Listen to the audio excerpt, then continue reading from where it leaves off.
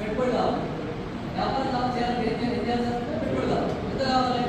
ఒక 10 లక్షలు పెట్టుబడి పెడితే 50% పక్కా గ్యారెంటీ ఉంది.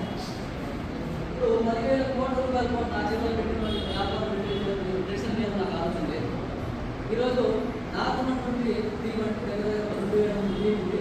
వాళ్ళ ఇంట్లో వాళ్ళు బ్రష్ వాడుకుంటూ, వాళ్ళకి కాస్మెటిక్స్ వాడుకుంటూ, వాళ్ళ ఇంట్లో వాళ్ళు ఆరోగ్యం కోసం వాడుకుంటూ just 2 papers per day just మాతో